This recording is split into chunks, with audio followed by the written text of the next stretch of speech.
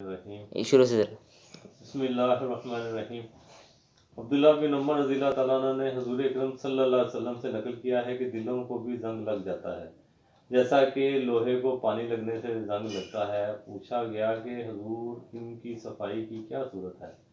آپ صلی اللہ علیہ وسلم نے فرمایا کہ موت کو اکثر یاد کرنا، قرآن پاک کی تلاوت کرنا، یعنی گناہوں کی کثرت اور اللہ جل شانہ کی یاد سے غفلت کی وجہ سے دلوں پر بھی زنگ لگ جاتا ہے جیسا کہ لوہے کو پانی لگ جانے سے زنگ لگ جاتا ہے۔ کلام پاک کی تلاوت اور موت کی یاد ان کے لیے سائیکل کا کام دیتا ہے۔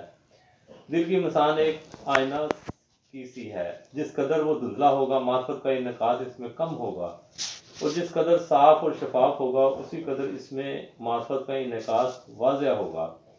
اسی لیے آدمی جس قدر معاصی شہوانیاں یا شیطانیاں میں مبتلا ہوگا اسی قدر معرفت سے دور ہوگا، اور اسی آئینہ کے صاف کرنے کے لیے مشائخ سلوک، ریاضات و مجاہدات، اذکار و اشغال تلقین فرماتے ہیں۔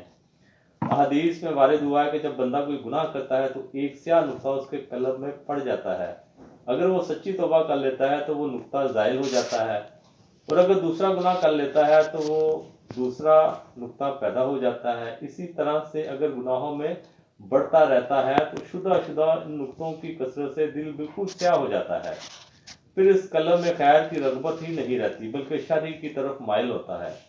اسی کی طرف قرآن پاک کی اس آیت میں اشارہ ہے، بے شک ان کے قلوب پر زنگ جما دیا ان کی بدعمالیوں نے۔ ایک حدیث میں آتا ہے کہ حضور صلی اللہ علیہ وسلم نے ارشاد فرمایا کہ دو واعظ چھوڑتا ہوں، ایک بولنے والا، دوسرا خاموش۔ بولنے والا قرآن شریف ہے، خاموش موت کی یاد۔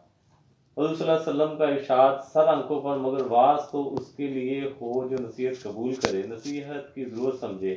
جہاں سرے سے دین ہی بیکار ہو، ترقی کی راہ میں مانے ہو، وہاں نصیحت کی ضرورت کسے اور نصیحت کرے گی کیا؟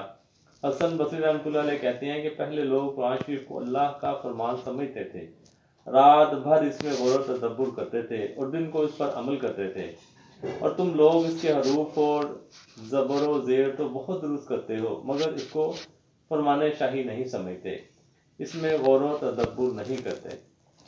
بس بھی جو کچھ پڑھا سن اللہ رب العزت ان باتوں کو حقیقت، ان باتوں کا نور ہمارے دلوں میں پیدا فرما دے، عمل کرنے والا دوسرا تک پہنچانے والا بنا دے۔